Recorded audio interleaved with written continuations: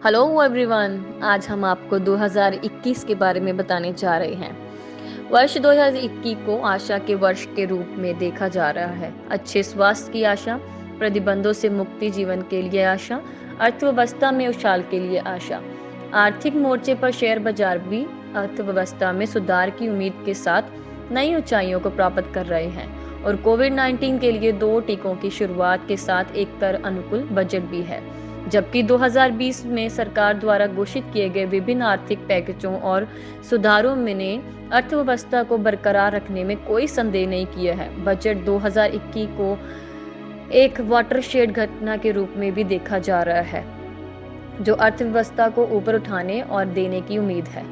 Budget banner budget 2021 से आम आदमी की कुछ उपचाएं निम्नानुसार हैं।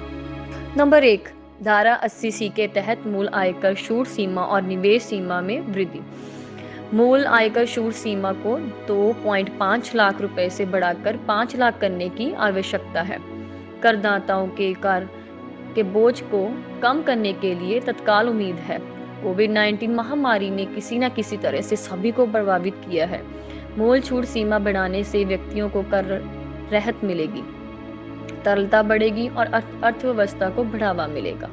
निर्दिष्ट कर बचत निवेशों के लिए आयकर अधिनियम 1961 की धारा 80C के तहत कटौती की सीमा, जो वर्तमान में 1.5 लाख रुपए है, को कम से कम 2.5 लाख रुपए तक बढ़ाया जाना चाहिए।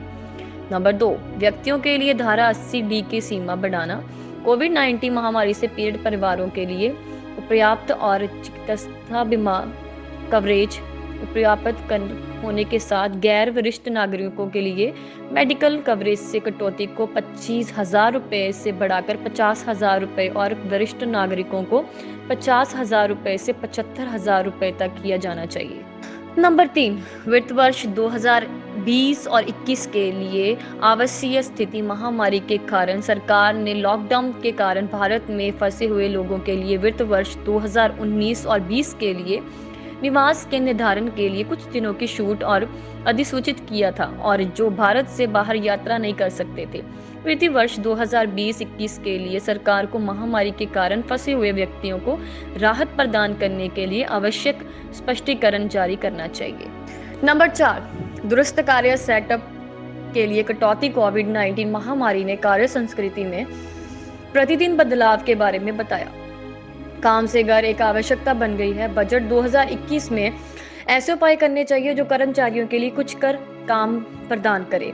उदाहरण के लिए फर्नीचर, कंप्यूटर उपकरण, डेटा कार्ड आदि पर घर से काम कर रहे हैं। कर्मचारियों द्वारा खर्च की अनुमति देने के लिए सकल आय से 50,000 रुपए की मानक कटौती प्रदान की जा सकती थी।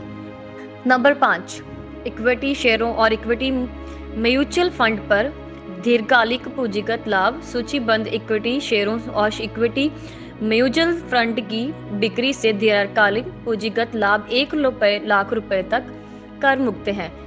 उसके अलावा 1 लाख रुपए से अधिक का लाभ बिना एडेक्वेशन के लाभ के बिना 10% कर के अधीन है। सरकार को खुदरा निवेशों के लिए छूट की सीमा 1 लाख रुपए से बढ़ाकर 2 लाख रुपए करने पर विचार करना चाहिए।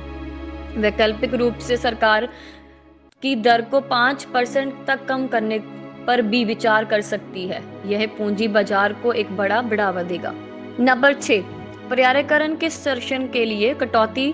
जलवायु परिवर्तन उपहारियों और एक गर्म विषय होने के कारण व्यक्तियों और घरों द्वारा पर्यावरण में अनुकूल उत्पादों जैसे सौर हीटर, सौर लैंप, पवन ऊर्जा, जैव शौचालयों और मोबाइल चार्जर आदि तक का उपयोग करना भी आवश्यक हो गया है। जिस तरह सरकार ने लिए गए ऋणों पर 1.5 लाख रुपए तक के ब्याज के लिए अधिनियम की धारा 80 EEB के तहत कटौती प्रदान करने के लिए इलेक्ट्रिक वाहनों की खरीद को प्रोत्साहित किया है, वैसे भी भारत सरकार उपयुक्त पर्यावरण के अनुकूल उत्पादों की खरीद को प्रोत्साहित करने पर विचार कर सकती है। लिए गए ऋण पर 1 लाख रुपए तक के ब्याज में कटौती यह स्वच्छ उद्योग को बढ़ावा देगा और नवाचारों को प्रोत्साहित करेगा। Number 7, travel concession LTC cash voucher scheme छोड़ें। यात्रा प्रतिबंधों के कारण कर्मचारी 2018-2021 की वर्तमान ब्लॉक अवधि में एलटीसी का लाभ नहीं उठा सके हैं। इसीलिए सरकार ने विकल्प के रूप में एलटीसी कैश वाउचर योजना शुरू की। योजना एलटीसी किराया के बराबर नकदी की अनुमति देती है और कम मुक्ति प्रतिपत्र के माध्यम से भुगतान लिए जाने वाले कई नकदीकरण को छोड़ देती है। यदि कर्मचारी 2018-2021 के ब्लॉक की अवधि के दौरान एक एलटीसी के बदले में इस स्थिति का विरोध करता है। नंबर 1, डिजिटल मोड के माध्यम से वस्तुओं सेवाओं 12% या अधिक की जीएसटी के साथ की खरीद के लिए 12 अक्टूबर 2020 से 31 मार्च 2021 की अवधि के दौरान एक व्यय किया जाता है।